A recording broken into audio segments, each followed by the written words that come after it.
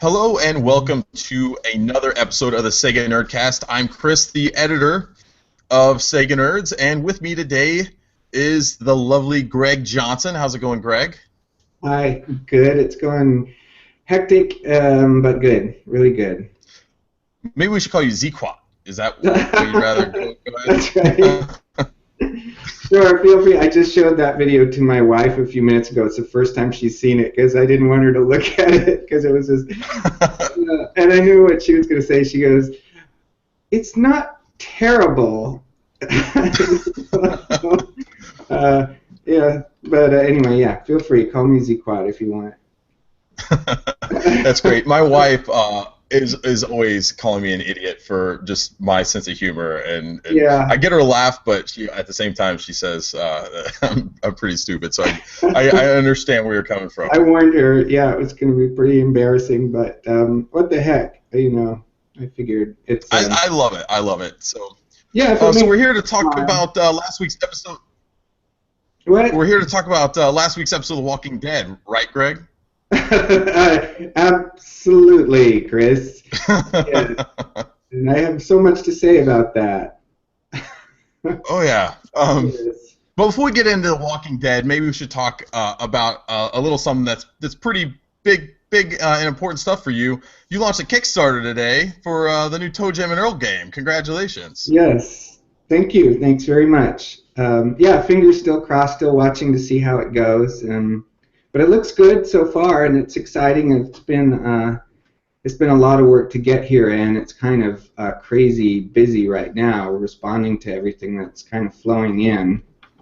But yeah, hopefully people are enjoying it. I've gotten an awful lot of really good feedback so far, and a lot of enthusiastic comments and stuff. So it's fun. It's really fun. You just now broke the $40,000 Oh, did mark we? on your, so you're officially 10% funded already. That's pretty awesome. Yeah, I think that's good. We've been up for what, almost 4 hours now. So yeah, I think that's promising. I'm not really sure how these things go because I expect there'll be a spike in the beginning and then it'll kind of sort of not go up so fast. So, but I think that's, yeah. I mean, it's great. I just don't want to get too far ahead of myself, like. Right, I understand that. I heard that that's kind of typical with just kind of the trends with Kickstarter. That it typically, the first day you kind of get a big surge, and then you kind of have a dip, and then like towards the end it kind of ramps back up again as people try to make sure that the game gets funded and everything. Yeah, right. I've heard the same thing. And yeah, in fact, I've been getting lots of good advice from friends that have run Kickstarters, and one of the things they've been telling me is make sure you have some fun things you can post like midway along the campaign to sort of keep people engaged and build interest. So we've got a bunch of really fun new videos and surprises and stuff ready to go. Oh, that sounds exciting. Yeah. Speaking of surprises, some people don't realize, but we kind of almost spoiled the surprise for ToeJam Earl, this game back late last year. Do you remember that? Yes, with the best of intentions. I do. That was funny. Yep. So for those who don't know, Greg and I have kind of been talking about this for a while now, the new game, and we were discussing it, and we kind of did an email interview, and I asked him, I was like, is this? I can't remember exactly what was said, but I was trying to figure out if you're okay to go ahead and post it, and I think we just kind of do some miscommunication, and I thought it was like, yeah, go ahead, we're good to go. I posted up, and Right. a couple minutes later I get an email from you. You're like, oh no, don't publish that.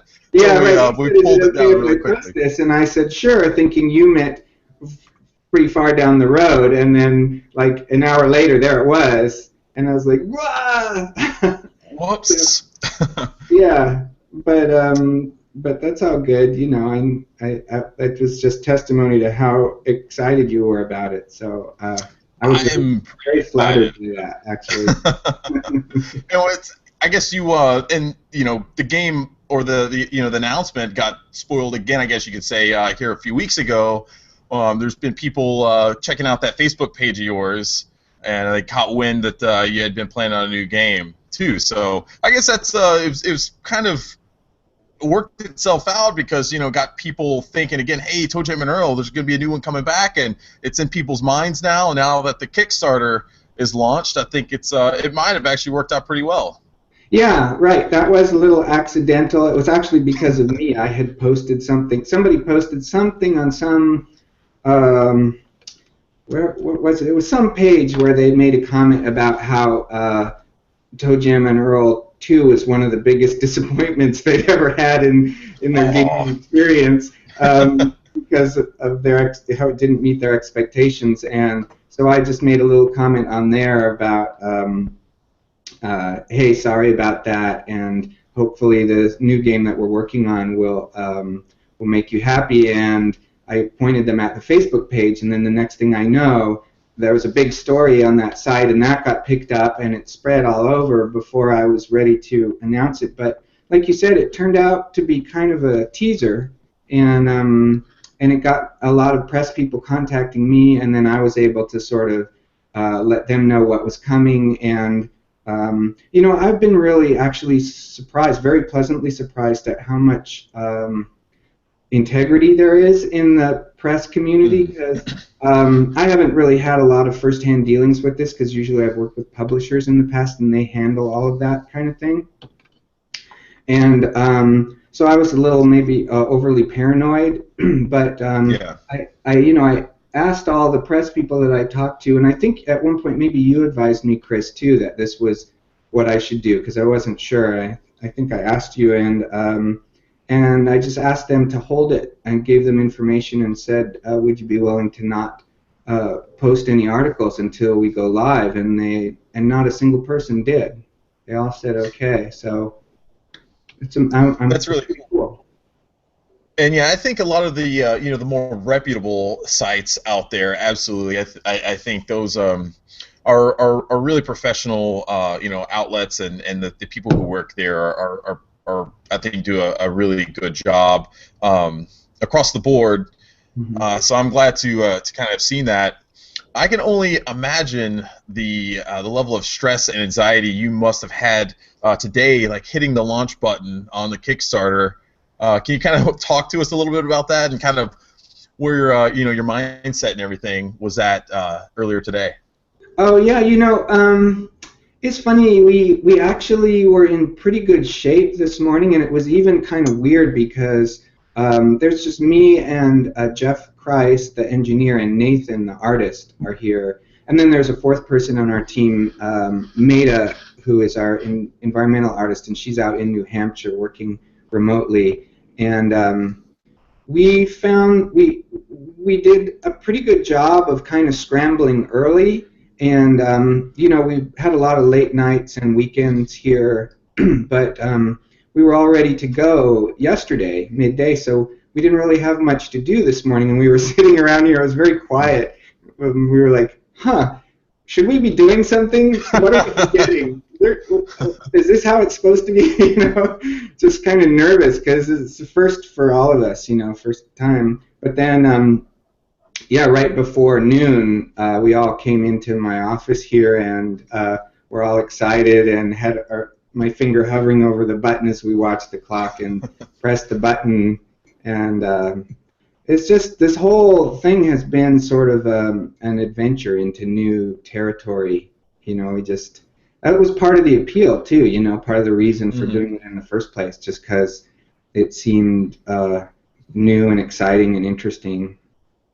So it's been a lot of learning, and I'm still always nervous that I'm going to do something wrong, that I'm missing some big thing.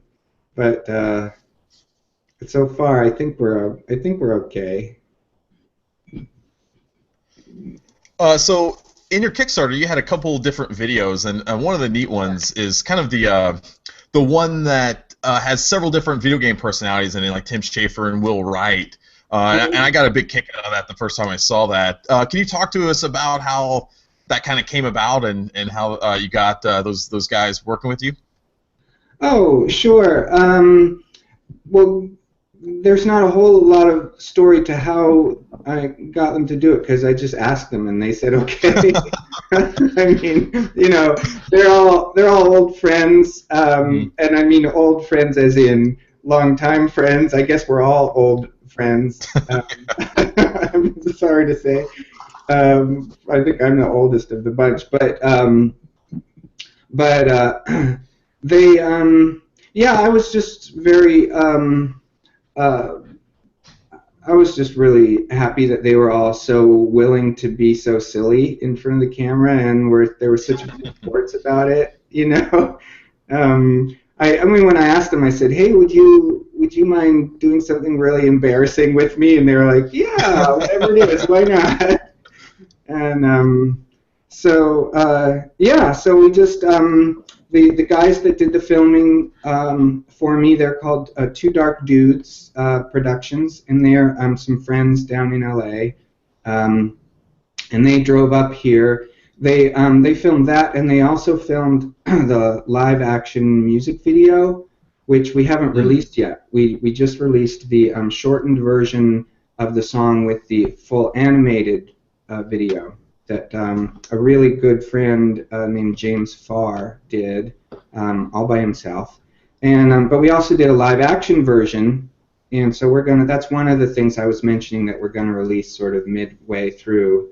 And anyway, so those guys, Jacory and Nick, the two guys that are Two Dark Dudes, they went with with me around to the different offices up at Toys for Bob, Paul and Fred, and over at Tim's at Double Fine, and the Stupid Fun Club with Will, and we did all of that in one day. We just went from place to place, and it was pretty quick and It fun. almost had We a did a lot of third. laughing, you can imagine. It Yeah. almost had kind of a Third Rock TV show vibe to it, which I really liked. It was pretty funny. Yeah, that's pretty fun. Yeah, they all liked it too. Afterwards, of course, I sent it to each of them, and I think they got a kick out of it. So it's a lot easier to make a fool of yourself when you're doing it with your friends. So Oh, absolutely. I was really happy to have some company acting goofy, and I think yeah, I'm really glad we all did that. So I hope people enjoy it and. Uh, they get to see another side of these guys, Tim and Will, especially, who I guess they've seen a lot of in the media, but they probably never seen Mhm.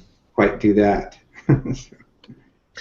You talked a little bit before just about how new the whole Kickstarter experience is for you, but I imagine that looking kind of into the future and hopefully everything goes right, the game gets successfully funded and everything. It's going to be something that's going to be new to you because you won't have that whole publisher relationship that you've had in the past, and you're going to have 100% creative freedom in the game. And you kind of talked about that in the past with SEGA and how they were, somewhat directive toward you in as far as like what type of game the follow-up to the original ToeJam Earl was going to be. You said you wanted it to essentially be what this game's going to be. It's going to be very similar to the first game, but they wanted it more of a 2D side-scrolling action game Right. to I guess have a bigger appeal was the sense to it. But can you talk a little bit about just kind of the sense of freedom that you're going to have with this game as opposed to what you've had in the past? Yeah, sure. I mean, I think this may be too broad of a statement, but there might be some truth to saying that it's sort of the dream of all game developers to have, total creative freedom, and that generally means being an indie. And of course, the downside to being indie is struggling to have funding. And so I, I mean, I don't. One never has total freedom unless you have happen to be lucky enough to have millions of dollars in the bank, or have some benefactor who is just willing to write you a blank check to do whatever you want. There's always expectations to fulfill, and but now it's I haven't done this yet, and so I don't know quite what to expect. I do know that maybe those expectations are going to come more from my own need and to want to please the fans, because that's what this one is all about. And so I do feel, in a way, kind of constrained, but not in a bad way. But I just want to kind of make sure I stay on path, and I'm constantly getting input from the fans of what they want. And so, truth be told, I'm a little nervous about that, because I don't want to blow it. I want to really have this one hit spot on. And but I'm excited. I'm really excited about the possibility of having both the freedom and the time. That's another thing that is part of the indie dream. When you work for a publisher, they have a schedule that you need to keep, and you often find them inserting things into your schedule of other things they want. Well, we want this version in this platform, and we want these demos, and by the way, we're going to slide your schedule up sooner, and all this kind of stuff. And usually what ends up happening is you don't have the time to just play and play and play the game, and that's really when you get the best possible results. There's no substitute for actually doing it. It doesn't matter how well you think you understand it, in theory. And so what I want to do is just have the chance to actually have the time to play the game a lot and test it and refine it and make sure it's fun. And in ToeJam Earl 1, way back in the day when sort of nobody really knew what they were doing, and the publishers, it was kind of new for even them too. They kind of stayed out of our business, which was nice. And I remember back in those days, Mark Vorsanger and I played ToeJam Earl 1 a lot as we made the game, and we kept tuning it and tweaking it and enjoying it. And I think that's one of the main reasons why it turned into such a successful experience. So that's what I want, again, is I want that freedom to really focus on the game and not worry about all that other stuff. Yeah, definitely. Before we get into some of that, I guess the specifics and some of the details of the game, can you kind of broadly talk about what fans can expect from Back in the Groove, is what I guess the subtitle of the game is? Yeah, well, that's a tough one to answer in a nutshell, because there's a really, I have a long list of game features, things that I'm excited about, and it's a little tricky even to talk about it. I have to talk about it at this stage because everybody wants to know, right? And people want to be excited about it, and I want them to be excited about it for a variety of reasons. One of which, of course, is so that they'll back the game, and that's not the only reason, but it's a real reason. And but by talking about specific game features, which I have been, it's a little tricky because I'm still at a stage in the game where I want to be able to try things and see if they work or don't work and change them and come up with new things and not do things that don't work and all that sort of thing. So I hope the fans will be forgiving and understand that at this stage I'm really just, it's a lot of blue sky, and I've have a whole bunch of ideas that I'm going to have to still prioritize, and we have to do technical review on them and all of that. So that was a pretty lengthy disclaimer. I can tell you about some of this stuff if you want to hear. There is the thematic quality of the game. Well, first off, I guess I should start at a high level. You've seen already from the screenshots that it's essentially like Game 1, right? Yep. But it's not totally like Game 1. We're sort of walking the line a little bit because as you can see, we're building in 3D, and that means we can do a whole lot of things, not just visually, but also with the gameplay that are going to be a lot of fun, I think. Like,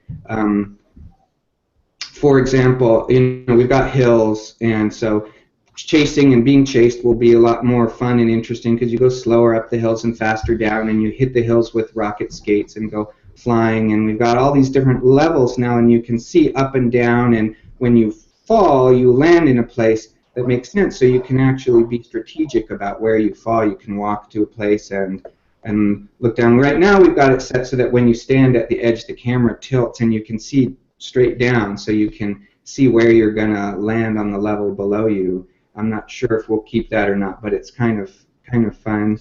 And I'm even thinking of having aspects of the game in the design where you you remember the puzzle chains sort of that we had in Game 2, where you would hit a button and then another button would pop up, and then you'd hit that, Yep. and the meter pops up, and then the hyperfunk zone opens and all that. Well, I want to pull that into this game, and I've been thinking and talking with Jeff and Nathan about how it would be kind of fun to have that span levels. So like you hit a button, and then like a rope ladder appears next to you down to the level below you, and so then you go down there, and now you find a secret present that has wings on it, and you have to chase it, and and then when you catch that, that's a new class of presents, and that I'm thinking we'll have. And when you catch these flying presents, they unlock a new special present that stays unlocked now in all the subsequent games that you play. So I'm just sort of mixed a couple new features together in this one endless sentence. But basically, so rewinding, going back, the 3D idea has a whole variety of new fun gameplay features that it yields, and I'm excited about that. Being able to zoom in the camera to the characters and see them up closer, zoom way out and see all of the stacked levels, that's kind of fun and exciting, and you get this sort of more visceral sense of the space that you're in. And gosh, I can keep going and going.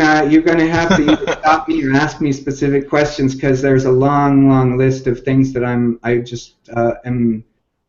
so excited about wanting to do and wanting to get in. I can just ramble about them. That sounds great. So we'll get on to some specifics. So one of the neat things, and one of the things I'm really excited about, is the possibility of you adding 4-player co-op into the game. So that's going to be really neat. But along with that, there's going to be a couple new characters, right? So it seems like those 2 other characters are going to be playable are Peebo and Lawanda, right? Yeah, that's right. They seem to be the most popular. I actually, on the Facebook page a while ago, I posted a question to the fans and asked if you could play other playable characters, who would you want to play? And those 2 characters came up a lot, especially Peebo. Funkopotamus also was one that people said they wanted to play, Lamont. But that's awesome. Kind of weird, because one of the things that you do in the game is rhythm match, and you might be lame at it, and it doesn't seem like Lamont should be lame at rhythm matching, right? That's a good point. Yeah, but I'm still thinking about that. I think there might be a way to let you play Lamont's cousin, or maybe an early Lamont sort of version of Lamont before he became the Funkopotamus or something like that. So we may add additional characters in addition to Peebo and Lawanda. We have to sort of assess how expensive it is, for all the assets for each of the characters. And I still haven't decided yet, too, if we're going to have voice or just text in bubbles over their heads. And that's going to make a difference, too, in terms of the time and cost it takes to do each character. If we do add voice, I think we'll probably put a switch in there that lets you turn it off or on, because that's another thing that I've been asking the fans about, and enough people have said that they'd actually rather not hear the voices because they have their own idea in their head of what they want, that I think we'll at least let you turn it off if we do it. a nice option to have. So what happened to Letitia? She was in the third game. She's not making it into this one. Oh yeah, she's actually on the list too. She's sort of in the second tier of. Okay. Yeah. So the additional characters that we will do if we're able to would be Letitia, Charla, and maybe some version of Lamont. So I'd like to have more female playable characters. So if we add Lawanda and Peebo, we're still 3-1. And so I want to balance that out, and the other people on my team agree that would be a good thing. So, is the plan to, as far as co-op goes, will it support like up to 4-player online and offline co-op? Is that the plan, or? Yeah, that is the plan right now. We haven't actually tried the 4-way split screen yet, and so I'm a little apprehensive about how that's going to work out, and if we'll get enough screen real estate to make that really playable. But that's what we want to try, and so we will at least certainly have it be a 4-player online, and then if we can make it work, locally, then we'll do that too. So. Some of the Lego games, I don't know if you've played any of those, but they do a really good job of implementing a local online, or not even local really, just an online mode where once the characters are on the same screen, it's all full screen, and then once one character kind of moves off the screen, it kind of tears into a separate screen. It kind of merges back and forth. I don't know if you've seen that. It's just kind of an interesting way to do it, and I think they did a really good job of kind of finding the right mix of like you said, working with that screen real estate. And so I think that's it was pretty neat to see. Which Lego game is that? Do you remember?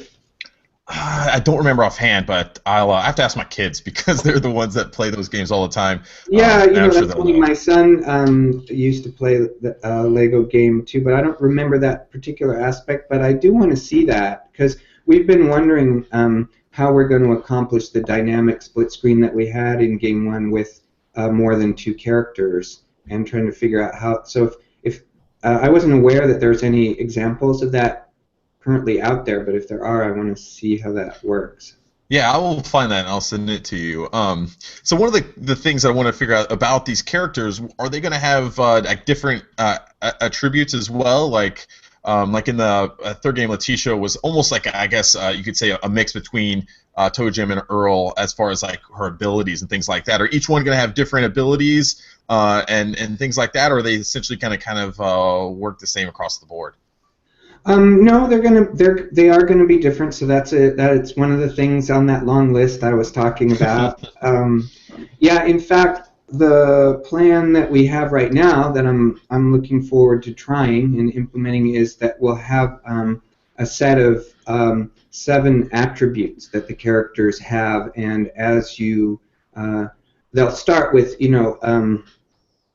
like a fixed values in each attribute with little bars that just like in Mario Kart, when you get your different car or something, and and so they'll all be differentiated. But the idea is that as you get your as you level up with your experience points from the Wise Man in the Carrot Suit, one of the new things I'm looking forward to is players will now be able to apply their experience points to these different attributes and customize the character.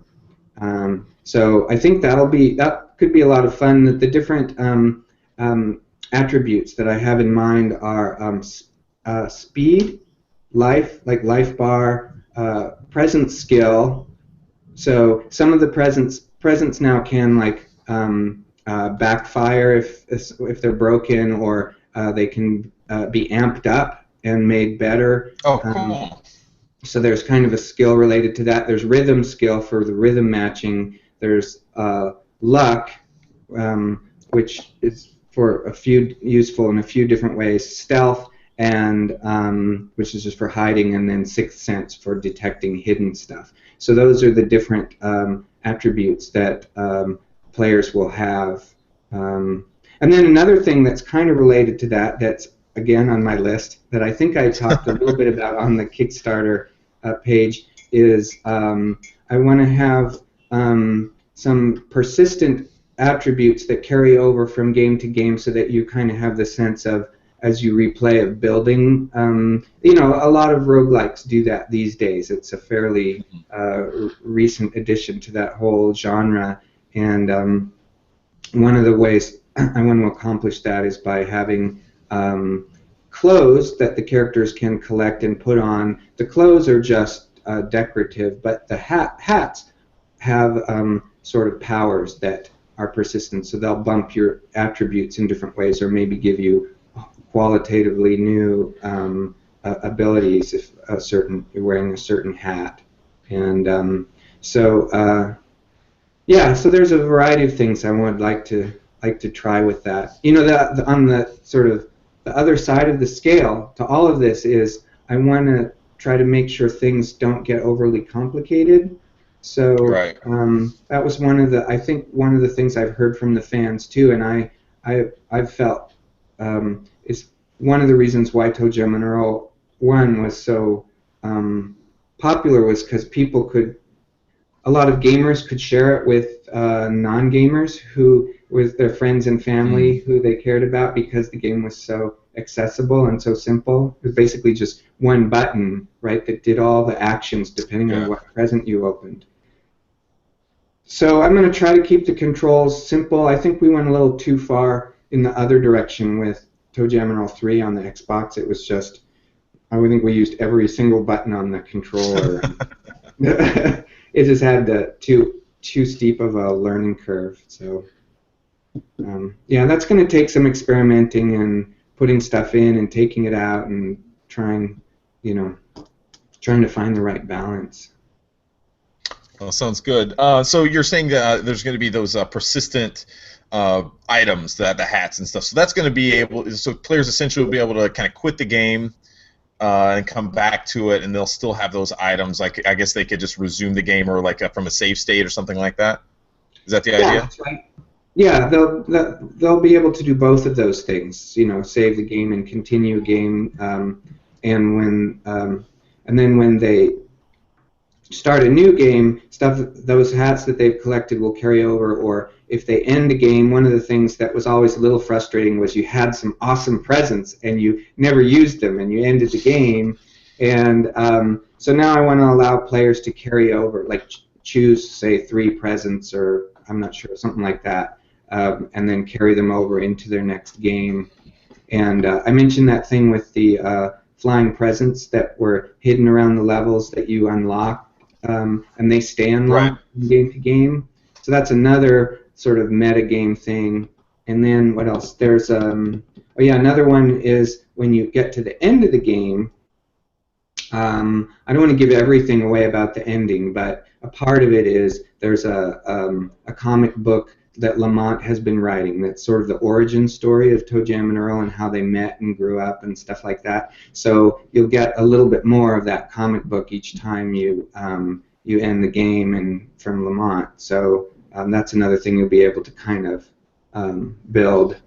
Oh, one more thing. So stop me anytime here. I told you. No. I like hearing this. Okay. So one more thing is, I was thinking it would be fun to have like this is going way back, like really old school. Have like an infinite play mode, so that after you've I'm not sure when we'll unlock this. Maybe it's after you've gotten all of the comic book. Now you unlock an infinite play mode. So there'll be a fixed number of levels in the random game normally, so that you get to the end, each time you play. Mm-hmm. But then the infinite mode would basically have, it's the way I used to play Rogue way back on the mainframe computer, in ASCII, and I was up at 3 playing that. And it was, and you never knew how deep you could go into that dungeon, and that was part of the mystery of, like, how deep does this thing go, and what's really down here, and I've been deeper than any of my friends ever have, and guess what I saw down there, you guys, and that kind of thing. And so I kind of want to capture that feeling too, and again, we'll see, but that's one of the things on my list, and I'll be looking to get feedback from fans too. So if anybody who's listening to this hears any of this stuff that I'm saying and wants to react to it with a thumbs up or thumbs down, I'd love to hear it. And people can message me either on the Facebook page or on the Kickstarter page. And so far, I've managed to answer every single message I've gotten on both of those. So I'm going to do my best to keep that up. But nice. We'll see how I make it. We'll probably have a lot more questions after this. Here's kind of my last hypothetical, could this happen question. Sure. Is there any chance that we could see QT3 as a playable character in the game from Doki Doki Universe? Have you thought of anything about that? I would love for that to happen. That's funny. You were the first and maybe only person to ask me that question. But it's a really sweet question that I hadn't thought of. Of course, Sony owns that property, so the only way that could happen is if they said okay. But gosh, they might. It's worth asking. I'll ask them. They're so nice. They've been so supportive. They know what I'm doing and have been rooting me on, and I don't know. They might. I'm sure under any circumstances they'll want to say yes, and if they can't, it'll be because their legal department is too worried about it for some reason. That's always the way it works. But I love him as a character. Yeah, that's fun. I like that. He's such an endearing, cute character that as playing through that game, I really, really enjoyed him, and I think he would fit well into the ToeJam Earl universe. Chris, that is, I gotta say, it's the first time that's crossed my mind, but I like it. I like the idea. So one of the things, and you've talked to us about this in the past, and you made mention of it in your Kickstarter, that there could be a time traveling element in the game. And can you talk to us a little bit more about that and kind of where your thoughts are and how that might actually play into the game? Oh yeah, sure. Early on, I thought a lot about how much story to put into this game. There's so many different directions one can go, and I love story, and I'm so into these characters, and I know a lot of people are, and would like to see more story. But I decided ultimately that I wanted to focus my energies on the gameplay and on the game features more than on trying to create story.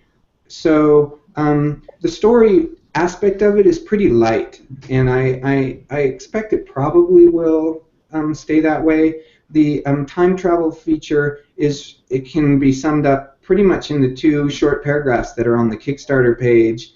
ToeJam and Earl went back out on their rocket ship with some friends to basically show off and show them where all the wild stuff had happened on Earth. And while they're in orbit, ToeJam can't resist pressing the big button that he'd never noticed before on the ship that says black hole, do not press.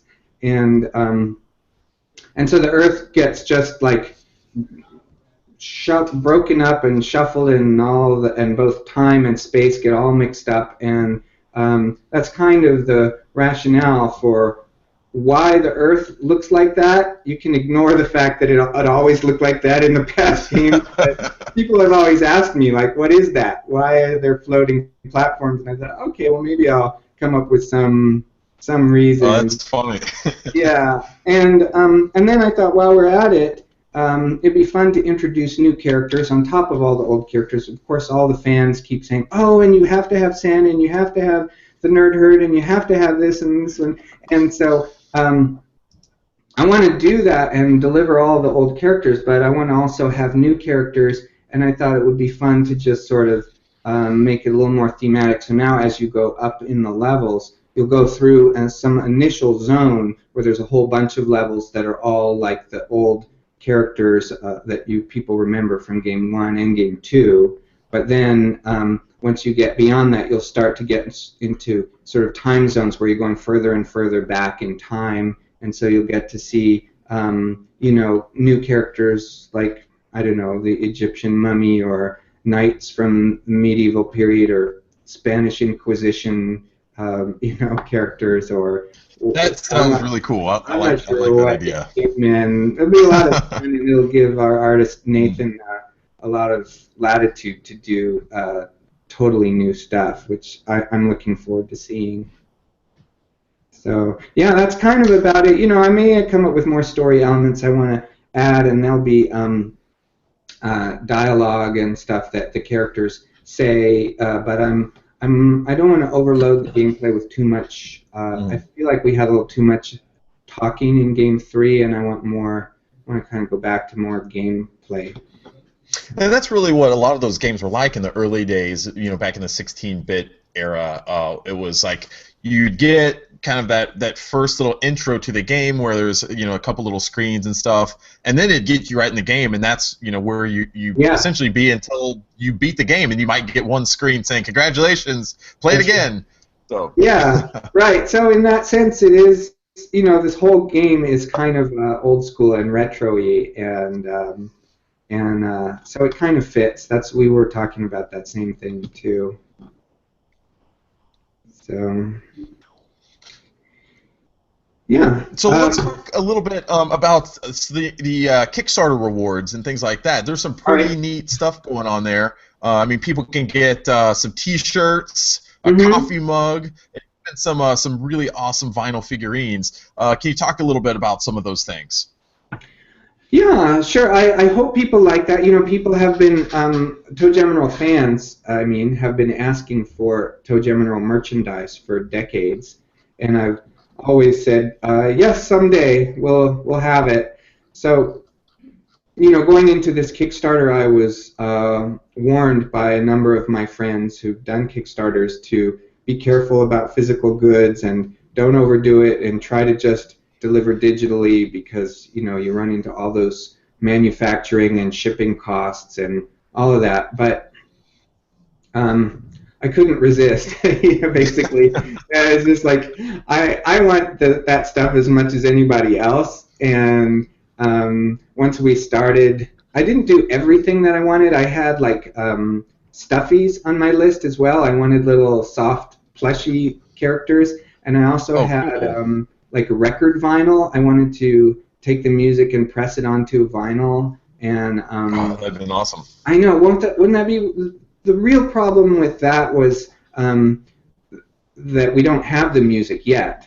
We can't Right. use, and I don't even want to use the exact same music. We're gonna have some remakes of the original songs.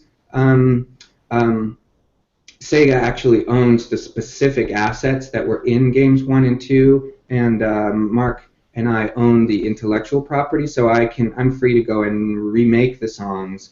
Um, and and I want to do a bunch of new music because that's fun. And I would love to do an album, but we don't have that ready, and I'm not sure when we will. And I want the rewards to go out as soon as possible to people. So I had to scratch that off my list, and the little plush stuffies just felt like too much. But I found this great company in China that does vinyl figures. I was kind of nervous about that at first, and Yeah. and I wasn't sure too whether or not we should use the new look for the characters or the old look or some sort of stylized look that was Hmm. be more in when you see vinyl characters and you see them with the really big heads or just like the very simple rounded shapes. And I had some artwork done by Steph Laberis, who was the Doki Doki artist,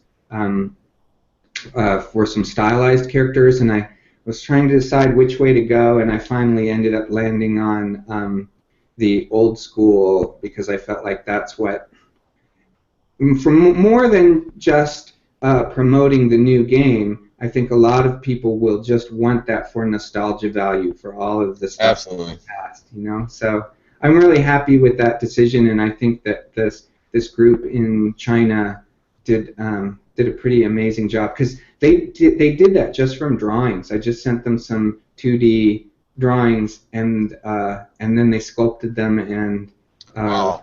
isn't that awesome? Yeah, I can't wait to have them in my hands. Who knows? They could have been old school ToeJam Earl fans themselves, so they might have I don't known think so. about it. But, yeah, you never I'm know. hoping maybe one day we could get some ToeJam Earl amiibos going on there. That would be a fun thing to do. Okay, well, I'll make a note of that. We'll see. Come on, Nintendo, get on there. Yeah, really. That's gotta talk to somebody. That's a little out of my jurisdiction. Yeah. Well, speaking of that, you did talk about like platforms on your Kickstarter. You said it's essentially going to be developed primarily, or I guess first on the PC in Unity, and you want to kind of spread it to as many consoles as you can, given the time and resources and everything. Yeah. So can you talk a little bit about that, and maybe some of the platforms that you hope it'll eventually come on? Yeah, well, hope is the right word. This is one of those tricky things where I have to be a little careful because I don't want to sound like I'm making promises when I can't actually make promises yet. Right. And I don't want people annoyed or ticked off at me for having said we would do it. That said, we have every intention of trying to make it happen. That's kind of part of the whole reason. Well, one of the reasons, I shouldn't say the whole reason, but one of the reasons for doing this indie style, because then we get to control that aspect of it too, which that's normally completely under the publisher's purview. And we want it out on as many platforms as possible. And I've talked to a variety of potential platform vendors and partners. I won't say yet because I feel like I'm not sure they would want me to, but I guess that's all just to say I'm feeling optimistic and hopeful that we'll be able to do it. But in part two, it will depend on on how well we get funded. Yeah. And maybe if we just make our minimum bar, and it depends on too. Then if we can't afford to fund it ourselves, then we'll have to get that funding from Sony or Nintendo or Microsoft or wherever, and and then it's kind of a little out of my hands. They'll have to decide that they want to do that too. So the best I can say right now is that we're gonna do our best to make it happen, and I've been soliciting input from fans for which platforms they want most. But so far, it's been pretty kind of across the board. I've been getting everything. People are saying they want it on the PlayStation 4, they want it on the Vita, they want it on the Xbox, they want it on the Wii, on the Wii U, and on the on the Nintendo 3DS. I've had people ask me for that. Some people have said iOS, not as many, but anyway, they want it on everything. So we're gonna try. I'm going to go out and say I want it on the N-Gage. I'm still a big N-Gage user. Okay. N-Gage. Let me write that down. You're the person probably. I'll just have a list of one, but good enough. You'll have one buy on the N-Gage. Yeah, right. Some people have asked me, or a couple have asked me for it on the Genesis, and I don't. That seems like it would be a hard thing to pull off, right? Yeah, I don't think you can even make carts for the Genesis anymore. So. I would just imagine from a technical standpoint, it would be a nightmare trying to get that game onto a Genesis. Yeah, I just don't imagine that it's possible. But it was kind of fun to be asked that, Yeah. I could imagine people would go crazy over that one. So one of the things that I imagine you might announce later on are stretch goals and things like that. Is that something that's planned over the course of the campaign, that you might add some stretch goals to try to get some new features and things like that added into the game? Yeah, we might. We have been talking about that, and we have some potentially that we can ask for. I'm not sure yet, so I don't have a really good answer for that. If it feels like the campaign would benefit from that, then we will. It's tricky, with stretch goals because, and I bet you I'm not the only developer like this, although I don't know if they all say this out loud, but you want it all. You know, when you're making a game and you've got a list of things you want, it's hard not to just be hopeful and optimistic and to feel like you want it all in there. And until we've really done our due diligence and done our technical breakdown, I don't really know yet what we'll be able to get in. And even then, you know, you get into it, and the reality of development is things sometimes go quicker or take much longer than you anticipate. So you are adjusting all along the way. So when you promise stretch goals, it's you know, it's a little bit of smoke and mirrors, because the truth is no developer really knows what they're going to be able to do, and they hope to get all those in anyway. So that said, you know, there are some aspects of the game that are bigger break-offable chunks that would make good stretch goals, things that we may just not do. Like, for example, the hyperfunk zone would be a good example. I'd like to be able to get that into the game, and that's a whole like little mini game unto itself. And there's other things like that too that we may put out there for stretch goals, but we'll see. Awesome. Well, Greg, I could sit here and talk to you for probably several more hours, and we've done that in the past where we've sat around and talked before even getting around to the whole point of why we showed up in the first place. But I guess if you could send a message to all the fans out there to say, hey, you know, this is why you should consider donating to the ToeJam Earl Kickstarter, what would you say? Well, I don't know. You know, I guess my real message that I'd want to deliver is just thank you, because whether people donate or not, I've gotten so much enthusiasm. You know, a lot of people, I've gotten a lot of messages and emails from people saying, hey, I'm a student and I can't afford to donate, but I love the game and I wish you well. And you know, that means just as much to me. Of course, I hope we meet our bar and I hope we get to make the game, but when it comes to me making a personal message to people who may or may not back the game, I guess I just want to say, great, thank you if you do, and thank you if you don't. If you love ToeJam and Earl and you support us in spirit, that's great. That's enough. So that's awesome. I think that's my message. Yeah. Very awesome. I know I'm going to have to donate and get one of those vinyl figurines. Those just are too cool. I have to have those sitting on my shelf. And the neat thing is, over the course of our interview, you got like about almost $6,300 extra going into the oh, no kidding. the awesome. campaign. So that's awesome news. Yeah. All right. That's great. I would be hitting like refresh like every minute. You know, I would not be able to stop. Probably waking up 2 o'clock, 3 o'clock in the morning and refresh, seeing where it's at. Well, so if I let it go for a while, it's kind of fun to have that surprise, you know. So that's good. That is awesome. It'd be fun to have like a little app that you could associate with your campaign that would like send like, you know, dollar signs or cash register dings and stuff every time it hit like a certain milestone or something. That'd be pretty funny. But anyway, Greg, thank you so much for coming back on the podcast. We wish you the very best in, you know, getting this thing you know, successfully funded, and we just can't wait to see more, you know, of ToeJam and Earl. So thanks again. Yeah, you bet. Thanks, Chris. It's a lot of fun, and yeah, now I'll get back to getting frantic and stuff with all of the emails and messages. This has been a nice break to kind of just focus and relax a bit. So thanks. Good Anytime. Stuff. Awesome. All right, that's going to do it for us. See you guys later. Bye.